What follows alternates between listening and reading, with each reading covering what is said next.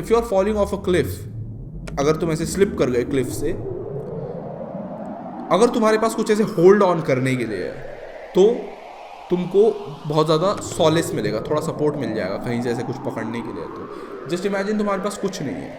तब तुम उस सिचुएशन में क्या कर रहे हो, that differentiates the winners from the losers. वो मूवी का एक सीन रहता है जहाँ गीता को महावीर सिंह फोगाट जी फेंक देते हैं पानी में, और तुम वो देखोगे, तुमको बहुत सारे लोग में भी उस बारे में रियलाइज़ नहीं, क्योंकि मैं जब स्टार्ट किया था, मतलब मैं जब छोटा था, जब मैं वो मूवी पहली बार देखा था, मैं भी उतना उसका सिग्निफिकेंस रियलाइज़ नहीं किया था। But as I grew up I realized and I came to know about the importance of that scene alone, and what that scene carries for you is कि तुम उसको देखोगे और तुम देखोगे कि महावीर सिंह फोगाट जी उसमें गीता को ये दिखाना चाह रहे थे कि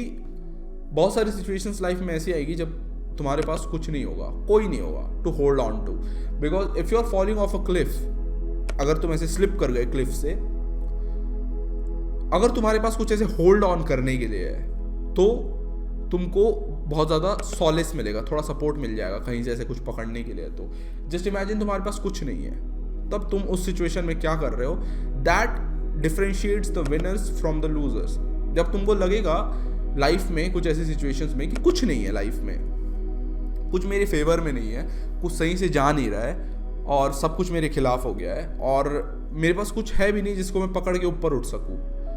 उस टाइम पे तुम क्या करते हो वो तुमको डिटरमाइन करता है कि तुम आगे बढ़ जाओगे या वहीं गिरे रह जाओगे जहां तुम एक बार गिर चुके हो। और वो चीज़ जब तुम रियलाइज़ कर लोगे ना, जब वो चीज़ तुम रियलाइज़ कर लोगे कि वो चीज़ का इंपॉर्टेंस क्या है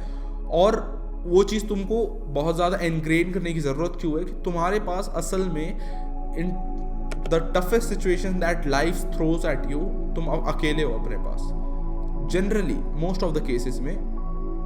तुम्हारे पास कोई बहुत अच्छा हो सकता है इंसान, या बहुत लोग अच्छे हो सकते हैं जो तुमको सपोर्ट करे, लेकिन mentally inside your mind you are alone, nobody is there with you, और तुमको उन सिचुएशन से अकेले लड़ना सीखना पड़ेगा। तो तुम आगे कैसे बढ़ोगे, तुम आगे तभी बढ़ पाओगे जब तुम उन सिचुएशन से अकेले लड़ना जानते हो, because everyone else around you that supports you for doing that is a support system,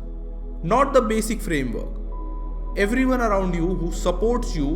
into doing something, into working on something, or into facing or tackling a challenge, that is not the one who is going to do it. That is only you. You will be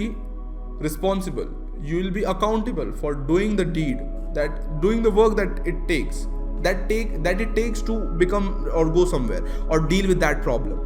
तुमको ही वो चीज़ आखिर में करनी पड़ेगी, और तुम्हारे पास जो भी हो आसपास लोग, वो सपोर्ट सिस्टम होंगे, लेकिन उस इंटेंस सिचुएशन में तुम अकेले होगे और तुमको उस चीज़ को टैकल करना सीखना पड़ेगा। आज नहीं तो कल, अगर तुम लाइफ में कुछ बड़ा करना चाहते हो, मैं नहीं बोल रहा कि भाई यहाँ ऐसे डेस्क जॉब ले लिए कोई और 9 to 5 को कोई हेट नहीं है, मैं तुमको बस एग्जांपल दे रहा हूँ, कोई ऐसे सेफ सी जॉब ले लिए, मोस्टली उसमें ऐसा कुछ नहीं आता है। लेकिन अगर तुम कुछ करना चाह रहे हो लाइफ में, मान लो तुम्हारी लाइफ में खुदा ना खास्ता कोई मेडिकल इमरजेंसी आ जाए, you will be alone in doing that, because mentally तुम्हारे साथ कोई नहीं रहेगा। बाद में ऐसे चाचा मामा और भाई बहन और दोस्त और कुछ रहेगा, और सब रहेंगे, मम्मी पापा कुछ भी रहेगा, लेकिन you should be able to deal with it alone, ताकि तुमको साथ वालों के साथ उसको डील करने में हेल्प हो जाए। क्योंकि अगर तुम अकेले डील नहीं कर सकते ना, तो तुम डील नहीं कर सकते। कहाँ जा रहे हो? ये एक और वीडियो तो है जो तुमको पसंद आ सकती है, इसको देखे बिना कैसे जा सकते हो? और अगर इस टाइप का कंटेंट पसंद है तो चैनल को भी सब्सक्राइब कर लेना। अब बाय।